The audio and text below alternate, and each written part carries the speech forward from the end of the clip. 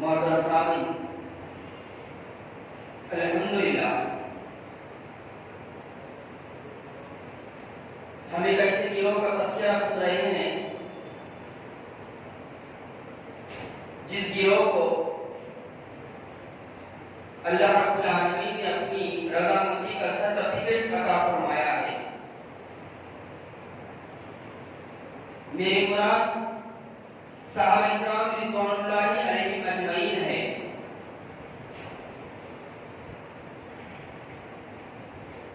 کون ہے یہ صحابہ کرام؟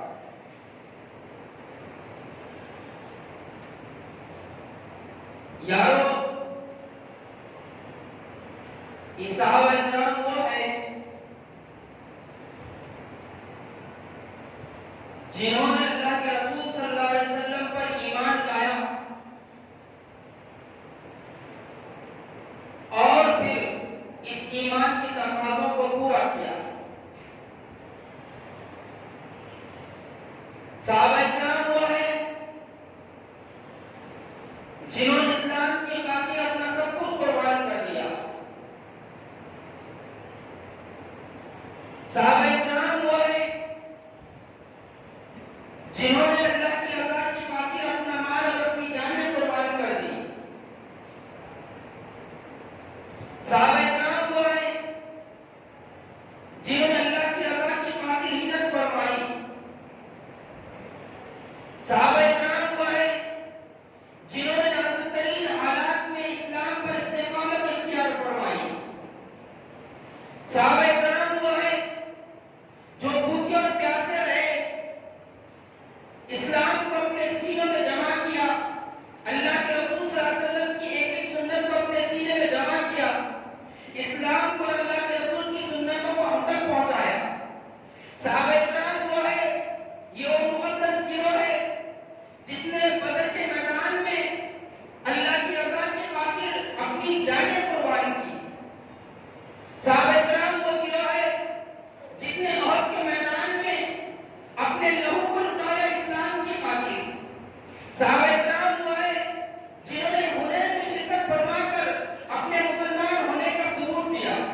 صحابہ کرام وہ ہے جنہوں نے خندق میں شرکت فرمائی اور اسلام کی سربلندی کے لیے اپنی جانیں قربان فرمائی۔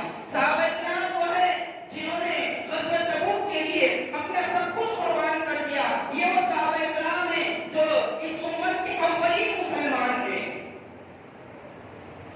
صحابہ کرام وہ گروہ ہے جنہوں نے اسلام کو افریقہ کے جنگلات تک پہنچایا۔ صحابہ کرام وہ گروہ ہے، وہ مقدس گروہ ہے جنہوں نے اسلام کی خاطر اپنے گھوڑوں کو دریاؤں کے اوپر چلایا۔ صحابہ کرام وہ ہے جنہوں نے اسلام کی خاطر اپنا سب کچھ قربان کر دیا۔ یہ وہ مقدس گروہ ہے جس کا تذکرہ ہم سن رہے ہیں۔ صحابہ کرام وہ گروہ ہے جنہوں نے نبی کی ایک ایک حرکت کو دیکھا اور اس کو ہم تک پہنچایا۔ صحابہ کرام وہ گروہ ہے جنہوں نے نبی کی ایک ایک سنتوں کو جانا اور اس کو جاننے کے لیے اپنی جو ہے زندگی لگا کے اپنی زندگی کھپا دی اور ان سنتوں کو ہم تک پہنچایا۔ یہ کوئی معمولی گروہ نہیں ہے، یہ وہ مقدس گروہ ہے جس کی تاریخ اللہ رب العالمین نے اپنی آخری کتاب میں بیان فرمائی۔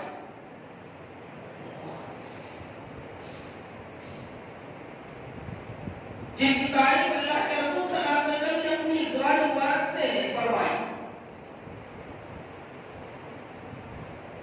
اس مقدس گروہ کا ہم تذکرہ سن رہے ہیں اور گزشتہ جمعے ہم نے اس مقدس گروہ کے ایک عظیم ہستی حضرت عثمان غنی رضی اللہ تعالیٰ عنہ کی سیرت کا آغاز کیا۔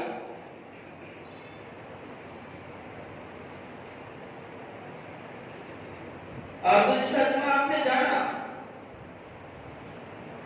کہ حضرت عثمان غنی رضی اللہ تعالیٰ عنہ کیسی عظیم ہستی ہے، کیا مرتبہ اور مقام رکھتی ہے۔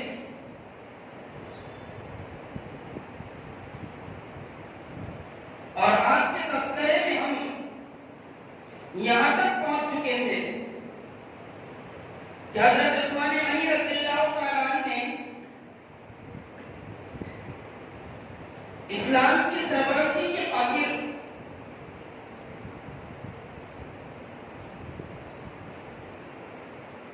مسلمانوں کو راحت پہنچانے کے خاطر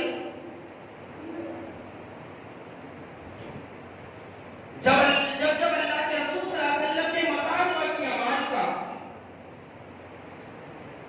تو حضرت عثمان غنی رضی اللہ تعالیٰ صف اول میں نظر آئے۔ جب بھی اللہ کے رسول صلی اللہ علیہ وسلم نے صدا لگائی کہ آج اسلام کو جانوں کے ساتھ مالوں کی ضرورت ہے، تو حضرت عثمان غنی رضی اللہ تعالیٰ صف اول میں نظر آتے تھے۔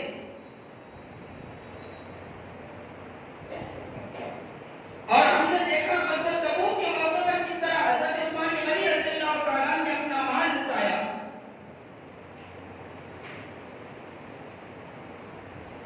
اب ذرا آگے بڑھتے ہیں، موضوع کو آگے بڑھاتے ہیں۔ حضرت عثمان غنی رضی اللہ تعالیٰ کی حیا بڑی مشہور ہے۔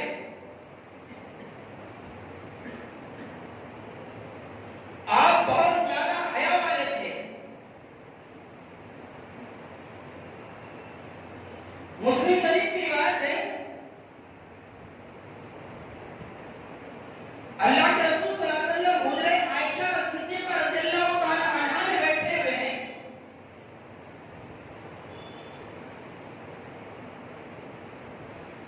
حضرت ابوبکر صدیق رضی اللہ تعالی عنہ آئے، اجازت مانگی آنے کے لیے۔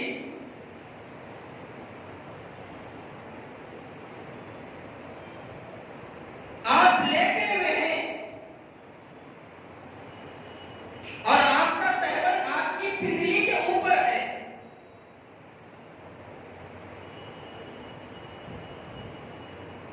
جب حضرت ابوبکر صدیق رضی اللہ تعالیٰ نے گھر میں آنے کی، کمرے میں آنے کی، حجرے میں آنے کی اجازت مانگی تو آپ نے اجازت دی ہے۔ حضرت ابوبکر صدیق رضی اللہ تعالیٰ آپ کے حجرے میں آئے اور بیٹھ گئے اور آپ ویسے ہی لیٹے رہے۔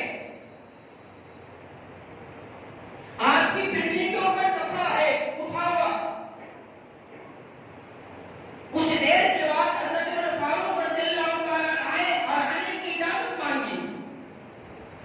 اللہ کے رسول صلی اللہ علیہ وسلم نے فرمایا عمر فاروق کو اجازت ہے وہ آ جائے ہمارے حجرے میں۔ حضرت عمر فاروق رضی اللہ تعالیٰ آ گئے اور آ کر بیٹھ گئے اور آپ اسی طرح لیٹے رہے۔ آپ کی پنڈلی سے کپڑا اٹھا ہوا ہے۔ یہ سارا منظر حضرت عائشہ صدیقہ رضی اللہ تعالیٰ عنہا دیکھ رہی تھی۔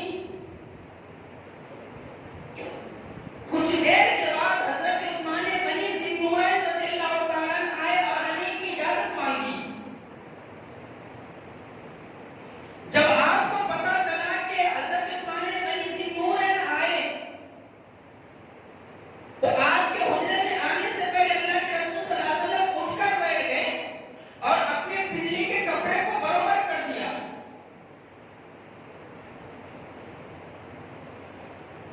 جب یہ تینوں چلے گئے، حضرت عائشہ صدیقہ رضی اللہ تعالی عنہا نے اللہ کے رسول صلی اللہ علیہ وسلم سے پوچھا، اے اللہ کے رسول صلی اللہ علیہ وسلم، میرے والد ابوبکر آئے آپ اسی طرح لیٹے رہے،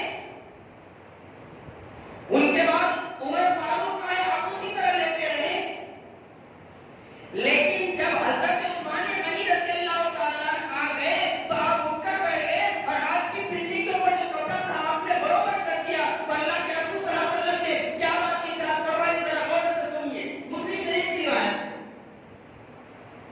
اللہ کے رسول صلی اللہ علیہ وسلم نے فرمایا، اے عائشہ جس سے فرشتے حیا کرتے ہو کیا میں اس سے حیا نہ کروں؟ یہ مرتبہ اور مقام ہے حضرت عثمان غنی رضی اللہ تعالیٰ عنہ کا۔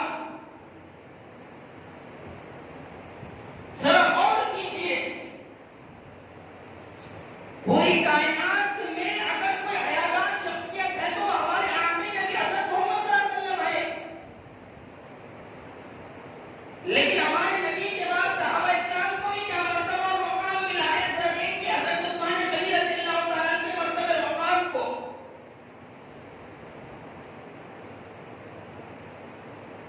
آپ کی سیرت میں آتا ہے کہ آپ نے کل ملا کر 8 شادیاں کی،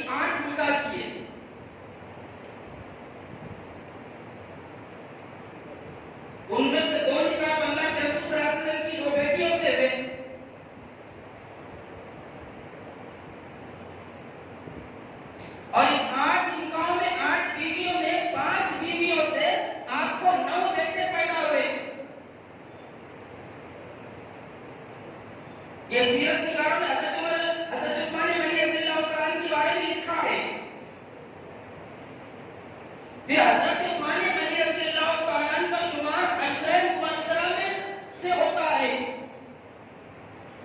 جن لوگوں کو اللہ کے رسول صلی اللہ علیہ وسلم نے اپنی زبان مبارک سے جنت کی خوشخبری سنائی اس دنیا میں، ان میں سے ایک حضرت عثمان غنی رضی اللہ تعالیٰ عنہ کی ہے کہ اے عثمان تم جنتی ہو، آپ عشرہ مبشرہ میں سے ہیں.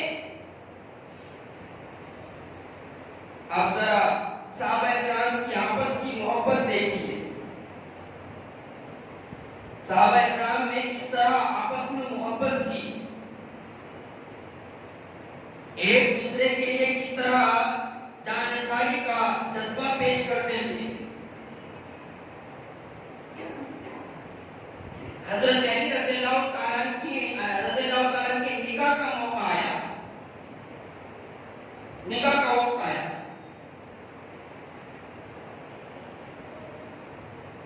اللہ کے رسول صلی اللہ علیہ وسلم نے حضرت علی سے فرمایا،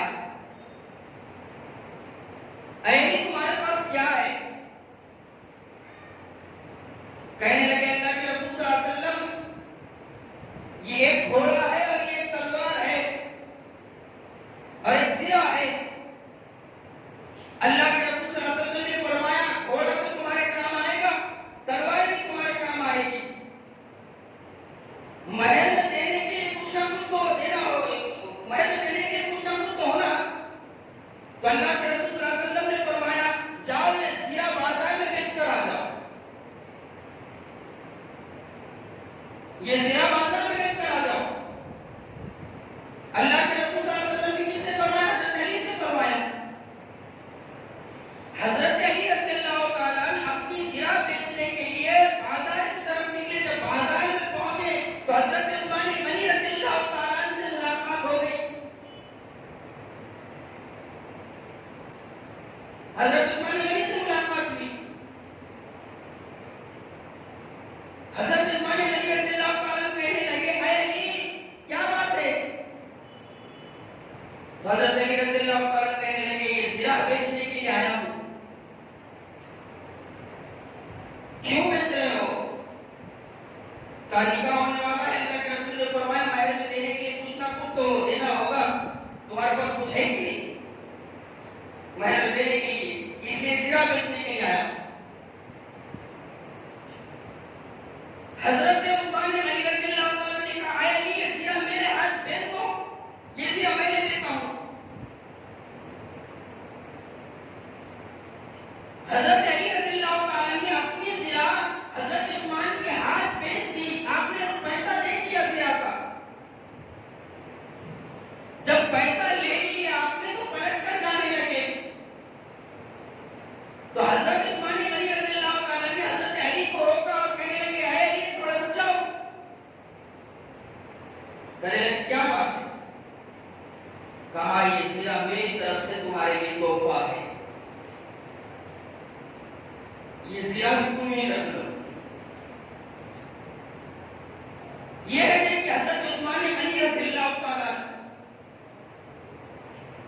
آپ نے خریدی ہوئی زرہ کو حضرت علی رضی اللہ تعالیٰ کو تحفے کے طور پر دے دیا.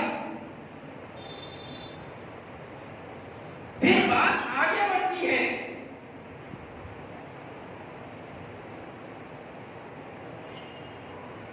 حضرت عمر فاروق رضی اللہ تعالیٰ فجر کی نماز پڑھا رہے ہیں.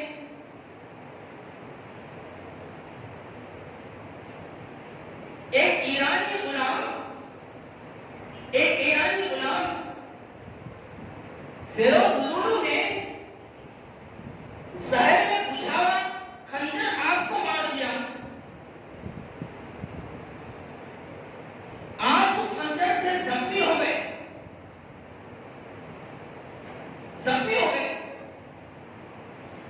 جب حضرت عمر فاروق رضی اللہ تعالیٰ کو گھر لے جایا گیا اور دوا پلائی جاتی تو زخموں کے ذریعے سے وہ دوا باہر آ جاتی.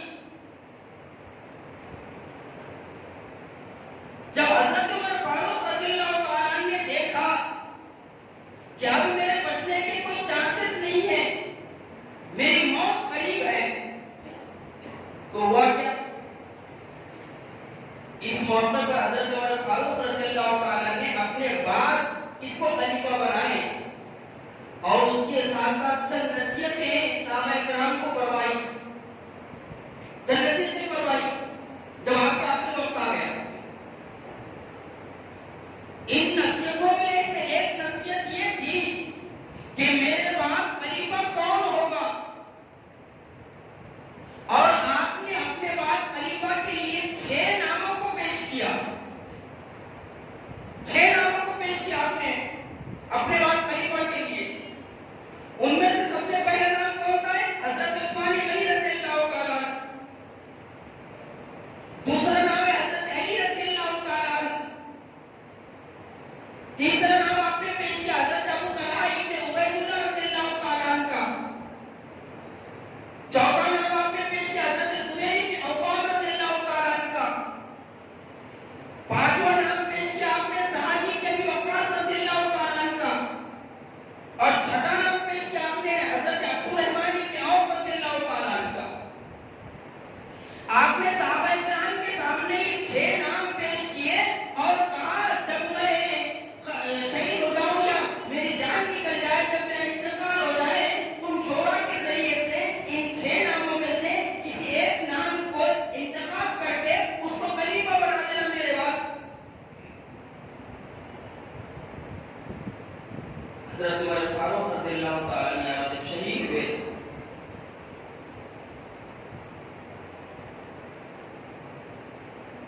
شورا بیٹھی، خلیفہ بنانے کا جب وقت آیا، صحابہ کرام کی آپس کی محبت دیکھو،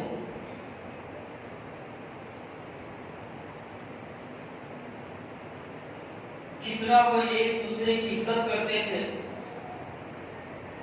اور کس طرح ایک دوسرے کے لیے اپنی جانیں قربان کرتے تھے۔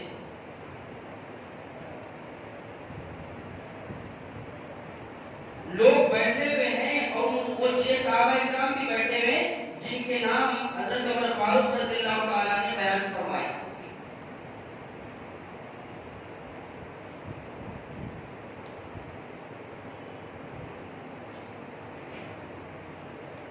ان میں سے سب سے پہلے حضرت زبیر بن عوام رضی اللہ تعالیٰ اٹھے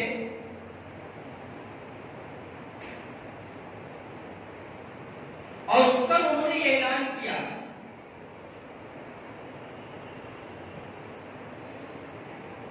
کیا اعلان کیا؟ میں اپنا حق امارت حضرت علی کو دیتا ہوں اور خلیفہ کے دور سے دستبردار ہو جاتا ہوں۔ حضرت زبیر بن عوام رضی اللہ تعالیٰ نے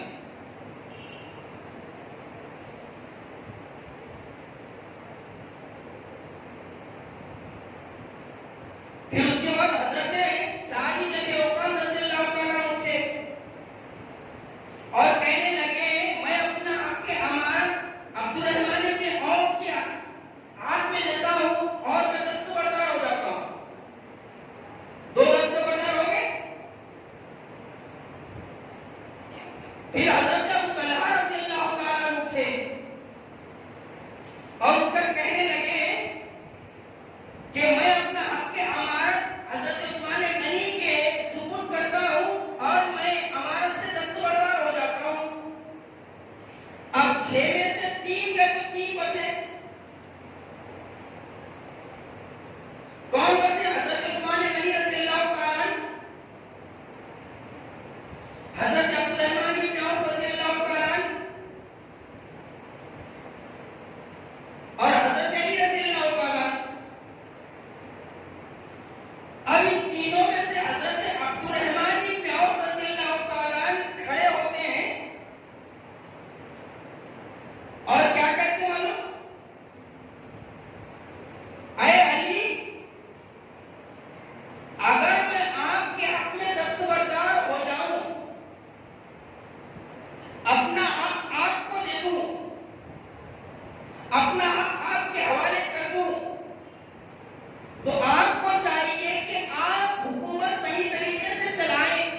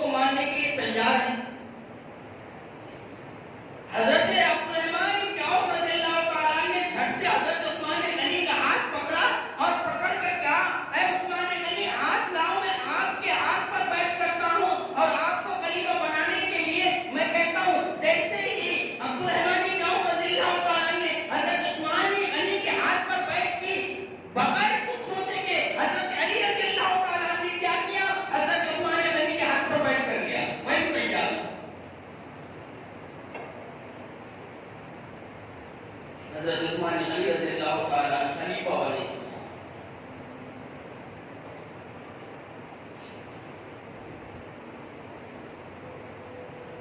بہت نرم مزاج تھے,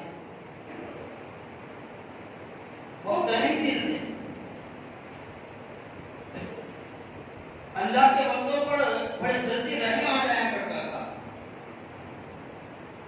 ایک مفسر نے قرآن مجید کی ایک آیت کا اتنا پیارا مطلب بیان فرمایا. وہ کہتے ہیں کہ اللہ رب العالمین نے یہ جو بات ارشاد فرمائی اپنی آخری کتاب میں, محمد رسول اللہ والذین معه اشداء علی الکفار رحماء بینہم رکعا سجدا یبتغون فضلا من اللہ ورضوانا سیماہم من اثر السجود. اس آیت میں اللہ رب العالمین نے حقیقی طور پر ان چار صحابہ کرام کا ذکر کیا اور اجتماعی طور پر تمام صحابہ کرام کا ذکر کیا. میت کے اعتبار سے اللہ کے رسول کا ساتھ دینے کے اعتبار سے سب سے آگے ابو بکر صدیق تھے. والذین معہ, کیا گہری بات فرمائی دی کہ اللہ تعالیٰ کیسے کیسے علم سے نوازتا ہے اللہ کے بندوں کو. میت کے اعتبار سے اللہ کے رسول کا ساتھ دینے کے اعتبار سے حضرت ابو بکر صدیق سب سے اول میں نظر آتے ہیں. اشداء علی الکفار کے اعتبار سے حضرت عمر فاروق رضی اللہ تعالیٰ نظر آتے ہیں, کیونکہ حضرت عمر فاروق رضی اللہ تعالیٰ سخت مزاج تھے اور جب تک آپ خلیفہ تھے کسی کو پر مارنے کی اجازت نہیں تھی اور کوئی پر نہیں مارتا تھا. پھر وہ کہتے ہیں رحماء بینہم کے اعتبار سے حضرت عمر فاروق رضی اللہ تعالیٰ سب سے آگے تھے, مہربانی میں, محبت میں. اور رکعا سجدا یبتغون فضلا من اللہ ورضوانا, اس کے اعتبار سے حضرت علی رضی اللہ تعالیٰ رکوع اور سجدے میں سب سے آگے تھے. اب حضرت عثمان غنی رضی اللہ تعالیٰ کا انتخاب ہوا. آپ کا دور حکومت شروع ہوتا ہے. حضرت عمر فاروق رضی اللہ تعالیٰ نے 22 لاکھ مربع میل کی زمین پر حکومت فرمائی. جب حضرت عثمان غنی رضی اللہ تعالیٰ خلیفہ بنے تو فتوحات کا سلسلہ جاری و ساری رہا اور آپ نے اس زمین کو 44 لاکھ مربع میل پر محیط کر دیا, یعنی ڈبل ہو گئی فتوحات.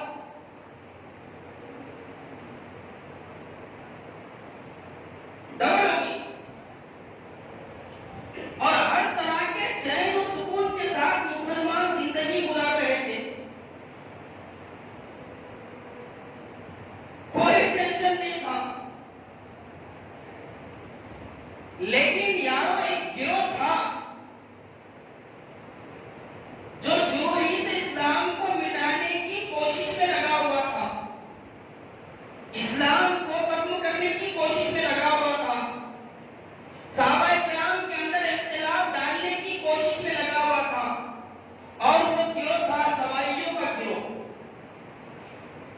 عبداللہ ابن سبا جو تھا, اس کا جو گروہ تھا, اس نے جو پیدا کیا تھا اپنے چہرے اور چپاٹے, یہ بلوائیوں کا جو گروہ تھا, یہ جو منافقوں کا جو گروہ تھا, یہ اس تاک میں لگا ہوا تھا کہ کب کب اسلام میں پھوٹ ڈالی جائے اور کب کب اسلام کو کمزور کیا جائے. لیکن ان کو موقع نہیں ملا. حضرت عمر فاروق رضی اللہ تعالیٰ کے دور خلافت میں آپ کی ہیبت ان پر طاری تھی. ان پر کیا 22 لاکھ مربع زمین پر حضرت عمر فاروق رضی اللہ تعالیٰ کی ہیبت طاری تھی. آپ سخت مزاج تھے, آپ سزا دینے میں آگے تھے, آپ انصاف کے معاملے میں آگے تھے. لیکن ان کو موقع ملا حضرت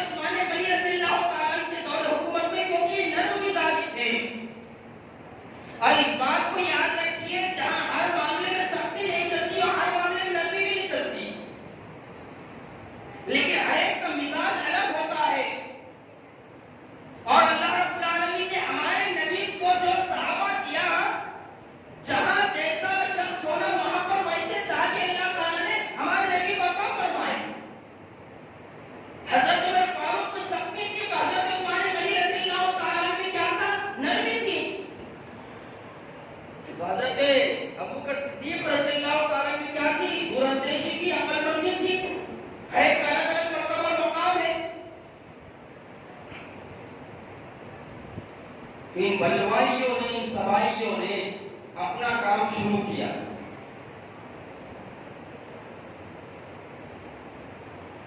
جس طرح پوری دنیا میں آج یہودی لابی اپنے کام میں لگی ہوئی ہے اور پورے طریقے سے کامیاب ہو گئی،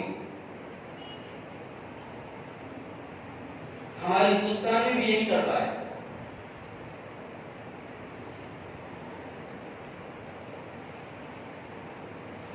ہمارے ہندوستان میں بھی یہی چل رہا ہے.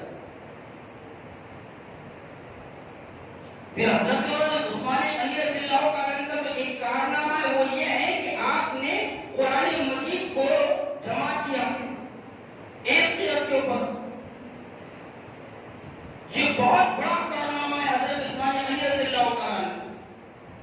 آپ کے دور خلافت میں فتوحات کا سلسلہ تو جاری و ساری رہا، لیکن آپ نے جو ہے ایک قرآن پر تمام امت کو جمع کیا.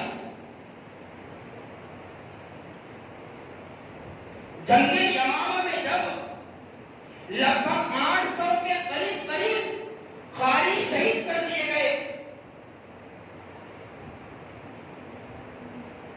تو کچھ لوگوں نے یہ کہا کہ بھائی قرآن شہید اسی طرح ہو جائیں گے تو پھر قرآن کا مسئلہ ہو جائے گا. حالانکہ قرآن مجید جمع اللہ کے رسول کے زمانے میں ہو گیا، نازل تو پورا ہو گیا تھا نا،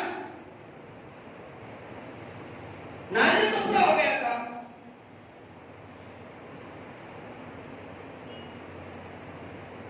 حضرت ابوبکر صدیق رضی اللہ تعالیٰ نے حضرت زید کو قرآن مجید کے جو الگ الگ نسخے تھے یا الگ الگ جو ہے لکھا ہوا تھا قرآن مجید، اس کو جمع کرنے کے لیے متعین کیا. حضرت زید رضی اللہ تعالیٰ فرماتے ہیں یہ اتنا مشکل کام تھا کہ ایک پہاڑ پر اور دوسرے پہاڑ پر رکھنے کا حکم دیتے. حضرت ابوبکر صدیق میں کر لیتا، لیکن یہ بہت مشکل کام تھا. جہاں جہاں قرآن مجید لکھا ہوا تھا، جن جن چیزوں پر قرآن مجید لکھا ہوا تھا، میں نے وہ سارا قرآن جمع کیا اور سارا قرآن جمع کر کے پھر ایک نسخہ بنایا گیا، ایک مصحف میں سوری کر دیا گیا. یہ نسخہ کیا ہوا؟ یہ نسخہ حضرت ابوبکر صدیق رضی اللہ تعالیٰ کے پاس تھا. آپ کے دنیا سے جانے کے بعد حضرت عمر فاروق رضی اللہ تعالیٰ کے پاس آیا اور حضرت عمر فاروق رضی اللہ تعالیٰ جب شہید ہوئے یہ قرآن مجید کا نسخہ اللہ کے رسول صلی اللہ علیہ وسلم کی بیوی کے پاس آیا ہے. حضرت عثمان غنی رضی اللہ تعالیٰ کے دور خلافت میں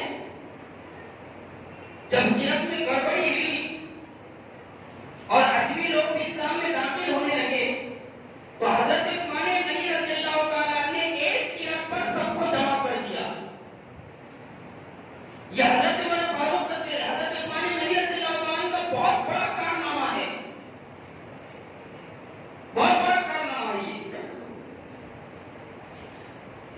اور جو الگ الگ نسخے تھے، الگ الگ جو ہے تلاوت کی جاتی تھی، ان نسخوں کو حضرت عثمان غنی رضی اللہ تعالیٰ نے جلا دیا.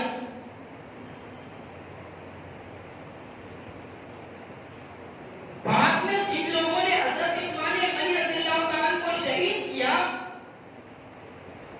اور انہوں نے حضرت عثمان غنی رضی اللہ تعالیٰ کے خلاف جن چیزوں کو پیش کیا اس میں سے ایک چیز یہ بھی تھی کہ حضرت عثمان غنی نے قرآن مجید کے نسخوں کو جلایا. ایک وجہ بیان فرمائی بلوائیوں نے، سوائیوں نے. اب دیکھیے بات آگے بڑھتی ہے.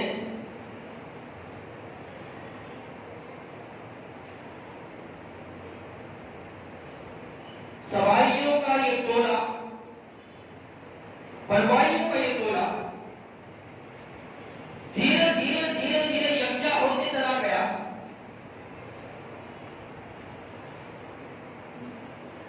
اور بھی وہ وقت بھی آیا لگ بھگ 35 ہجری میں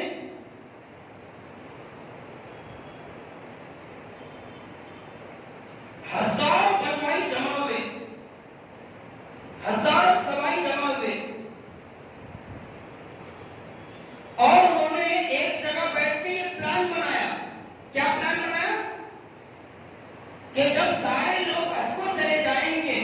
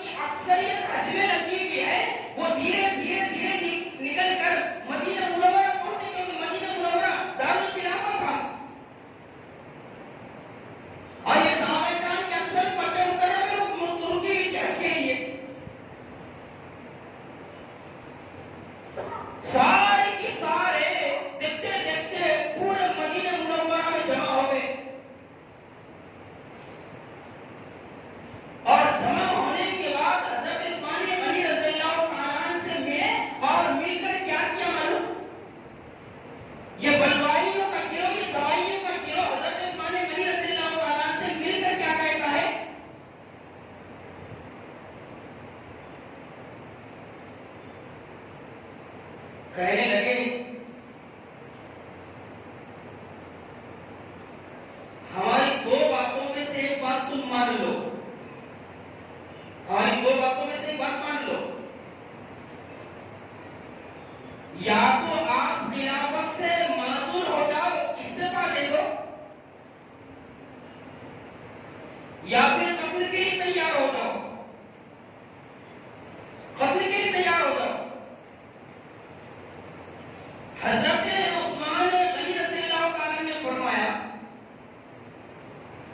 اللہ کی قسم میں خلافت سے معزول نہیں ہو سکتا، میں دستبردار نہیں ہو سکتا، میں استعفا نہیں دے سکتا۔ کون کہہ رہے ہیں؟ حضرت عثمان غنی رضی اللہ تعالیٰ کہہ رہے ہیں، بدوائیوں سے سوائیوں سے کہہ رہے ہیں کہ اللہ کی قسم میں استعفا نہیں دوں گا، اور کیوں نہیں دوں گا اس کی وجہ بھی حضرت عثمان غنی رضی اللہ تعالیٰ نے بیان فرمائی۔ اور کیا بیان فرمائی؟ میں اس لیے استعفا نہیں دوں گا کہ میرے پیغمبر میرے نبی نے یہ بات ارشاد فرمائی تھی۔ کیا ارشاد فرمائی تھی؟ کہ اے عثمان اللہ تعالیٰ تجھے ایک قمیص پہنائے گا، اے عثمان اللہ تعالیٰ تجھے کرتا پہنائے گا، اور وہ کرتا وہ قمیص منافقین تجھ سے اتارنے کی کوشش کریں گے۔ یہ بات اللہ کے رسول صلی اللہ علیہ وسلم نے حضرت عثمان غنی رضی اللہ تعالیٰ کے بارے میں ارشاد فرمائی کہ اللہ تعالیٰ تجھے ایک قمیص پہنائے گا، ایک کرتا پہنائے گا، لیکن خبردار اس قمیص کو اتارنا نہیں، اس کرتے کو اتارنا نہیں۔ اور وہ قمیص کیا ہے؟ وہ خلافت کی قمیص ہے، وہ خلافت کا کرتا ہے۔ حضرت عثمان غنی رضی اللہ تعالیٰ کہنے لگے میں کبھی جو ہے خلافت سے دستبردار نہیں ہوں گا اور استعفا نہیں دوں گا۔ ہاں اگر تم مجھے شہید کرنا چاہتے تو شہید کر دو، کوئی بات نہیں۔ پھر یارو معاملہ یہاں تک پہنچ گیا کہ حضرت عثمان غنی رضی اللہ تعالیٰ عنہ کو مسجد نبی میں آنے پر پابندی لگا دی گئی، آپ کو مسجد نبی میں نماز پڑھنے سے روک دیا گیا۔ ذرا خیال کیجئے، داماد رسول ہیں، ذی-النورین ہیں، اسلام کی خاطر اپنا جو ہے پانی پیسے کی طرح بہایا ہے اسلام کی سربلندی کے لیے، اور ان کے ساتھ کیا معاملہ ہو رہا ہے کہ مسجد نبی میں آنے سے روک دیا گیا اور مسجد نبی میں نماز پڑھنے سے روک دیا گیا، اور پھر آپ کو اپنے گھر میں بند کر دیا گیا، آپ کے اوپر پانی ڈالنا بند کر دیا گیا۔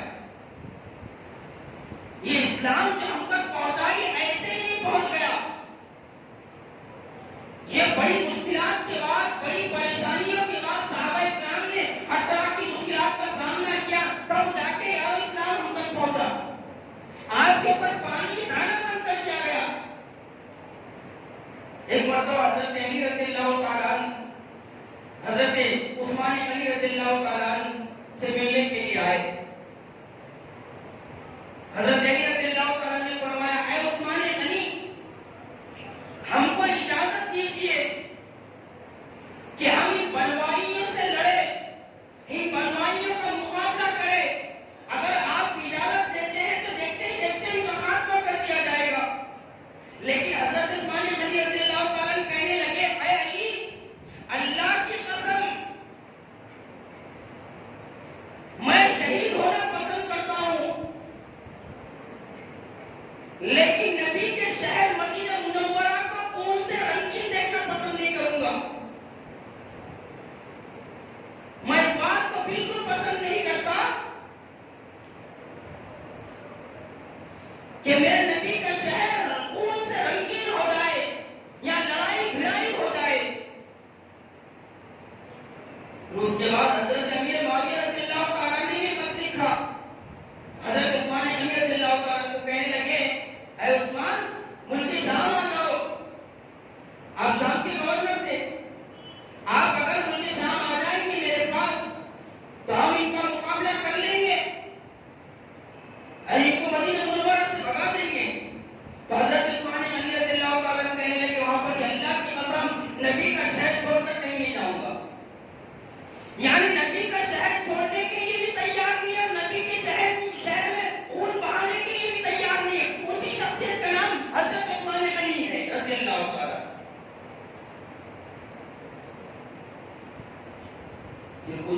بعد حضرت علی رضی اللہ تعالیٰ ملنے گئے. کہا عثمان کیفیت کیا ہے؟ کہنے لگے علی کچھ نہیں، صرف پانی پلا، مجھے پانی پلا دو علی. بڑا پیاسا ہوں، حلق میں پانی نہیں گیا. حضرت علی رضی اللہ تعالیٰ پانی لانے کو گئے دوڑ کر. پانی کا پیالہ لائے. جب بلوائی میں دیکھا کہ حضرت علی پانی کا پیالہ لا رہے ہیں، گھر تک پہنچنے والے تھے کہ بلوائی میں نے پانی کو پیا دیا، پانی کا پیالہ پھوڑ دیا، پانی گر گیا. حضرت علی رضی اللہ تعالیٰ نے اپنی پگڑی اتار کر حضرت عثمان علی کے دیوار پہ سے پھینکی اور کہا اے عثمان میں گھر تک پہنچ گیا تھا پانی لے کر، لیکن بلوائی میں نے پانی کو گرا دیا اور پانی اندر لانے دے نہیں رہے. اور یہ عرصہ کوئی معمولی عرصہ نہیں ہے، یہ لگ بھگ کہنے والے کہتے ہیں کہ 40 دن کا عرصہ ہے.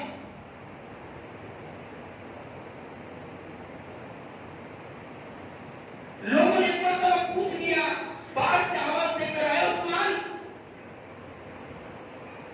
پانی نہیں پی رہے ہو، دن کیسا نکلتا ہے؟ تو کہنے لگے جب پیاس لگتی ہے اللہ کی کتاب پڑھ کر پیاس بجھا لیتا ہوں،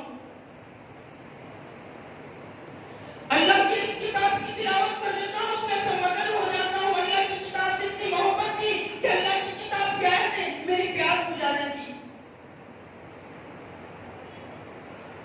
پھر بلوائیوں نے آپ پر جو الزام لگائے تھے ذرا اس کا ذکر سنیے. ایک مرتبہ حضرت عثمان علی رضی اللہ تعالیٰ عنہ کہنے لگے باقیوں سے، بلوائیوں سے، سوائیوں سے میرے چند سوالات کے جوابات دو. کہنے لگے بلوائیوں پوچھو کیا سوال پوچھتے ہو. حضرت عثمان علی رضی اللہ تعالیٰ عنہ کہنے لگے اے بلوائیوں، اے سوائیوں، کیا میں نے بیر روما کا کنواں خرید کر مسلمانوں کو پانی نہیں مہیا پہنچایا؟ میں نے کیا مسلمانوں کے لیے پانی کا انتظام نہیں کیا؟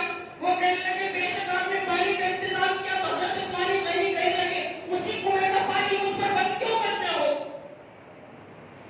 جس پانی کو خرید کر میں نے مسلمانوں کے لیے دیا ہے اسی کنویں کا پانی تم نے مجھ پر بند کر دیا. یہ کیا انصاف ہے تمہارا؟ یہ کہاں کا انصاف ہے؟ پھر آپ نے دوسرا سوال کیا اور ظالم ہو. میرا دوسرا سوال یہ ہے کہ بیت رضوان میں اللہ کے رسول صلی اللہ علیہ وسلم نے اپنا ہاتھ رکھ کر صحابہ کرام کے ہاتھ پر یہ نہیں فرمایا تھا یہ ہاتھ عثمان کا ہے اور میں عثمان کی طرف سے بیعت کرتا ہوں؟ بلوائی کہنے لگے بے شک اللہ کے رسول نے فرمایا تھا. تو حضرت عثمان علی کہنے لگے وہ ظالموں، جب اللہ کے رسول نے میرے ہاتھ کو اپنا ہاتھ بتایا ہے تو کیا میں خیانت کر سکتا ہوں؟ کیا میں خیانت کا مرتکب ہو سکتا ہوں؟ پھر کہنے لگے کیا کہنے لگے کیا میں اسلام کے قاتل مسجد نبوی کو اپنے مال کے بوتے پر جگہ نہیں دلائی؟ بلوائی کہنے لگے ہاں بے شک آپ نے مسجد نبوی کے لیے جگہ اپنے پیسوں سے خرید کر دی ہے. تو کہنے لگے اے بلوائیوں اسی مسجد نبوی میں مجھے نماز پڑھنے سے روکتے ہو تم اور کہتے ہو کہ اس مسجد میں نماز نہیں پڑھنا جس مسجد کی زمین کو میں نے خرید کر دیا ہے. تو بلوائی کہنے لگے آپ کا قصور یہ ہے کہ آپ بدر میں شریک نہیں تھے. دیکھیے آپ کا قصور یہ ہے کہ آپ بدر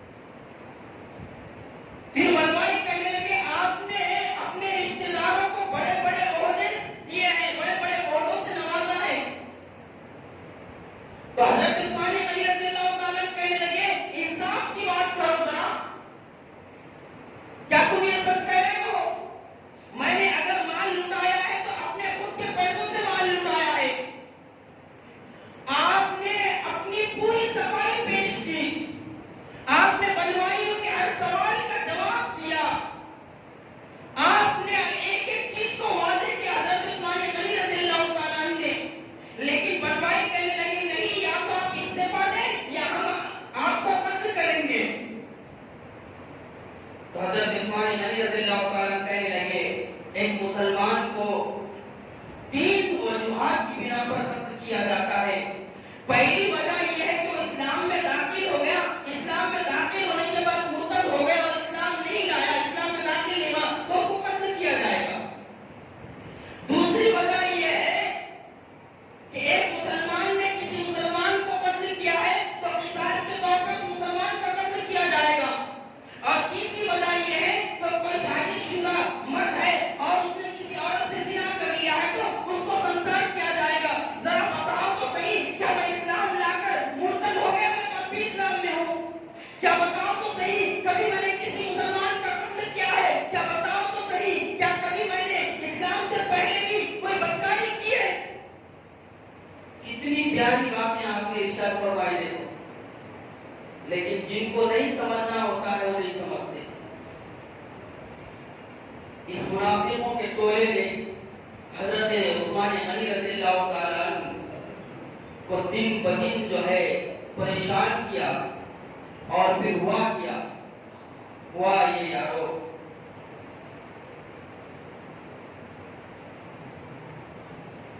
کہ 39واں دن ہے، 39واں دن ہے،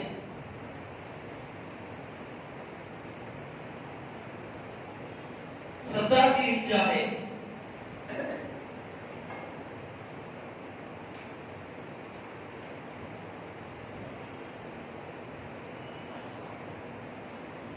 روزے سے ہے۔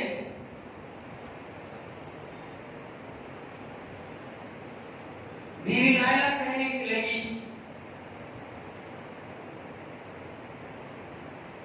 افطار کیسے کرو گے، کچھ تو ہے نہیں، اب دن پر افطار روزے میں نکل گئے تھے۔ لیکن حضرت نائلہ تڑپ کے کہنے لگی اے میرے سرتاج افطار کیسے کرو گے؟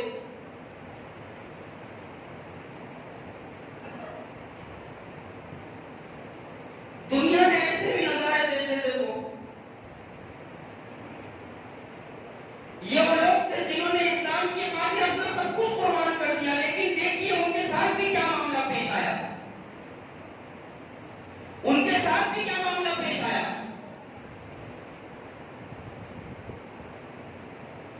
اللہ کے رسول صلی اللہ علیہ وسلم خواب میں آئے،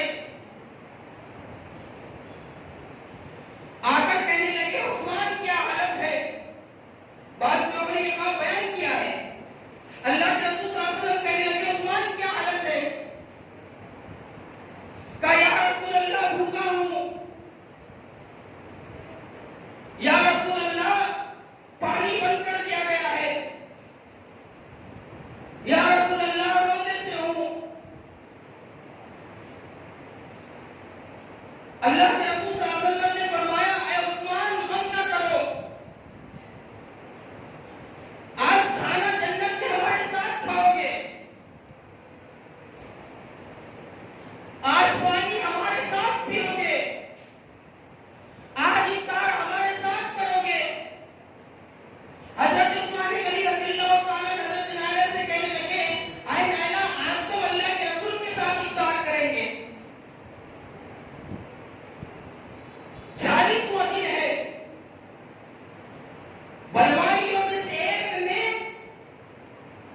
خنجر لے کر دماغ پھران کر حضرت عثمان غنی رضی اللہ تعالیٰ عنہ کے گھر میں گھستا ہے اور آپ کے سینے میں خنجر مارتا ہے۔ آپ قرآن مجید کی تلاوت میں لگے ہوئے ہیں، آپ قرآن مجید کی تلاوت کر رہے ہیں، قرآن مجید سے آپ کا بڑا گہرا رشتہ تھا، آپ قرآن مجید کی تلاوت میں لگے ہوئے ہیں، بلوائیوں میں سے کود کر گھر میں خنجر مارتا ہے اور اس خنجر کے وار سے وہ ہاتھ کو روکنے کے لیے حضرت نائلہ ہاتھ ڈالتی ہے، پوری انگلیاں کٹ جاتی ہیں، اور جب خنجر سینے میں مارتا ہے تو خون کا فوارہ نکلتا ہے اور خون کا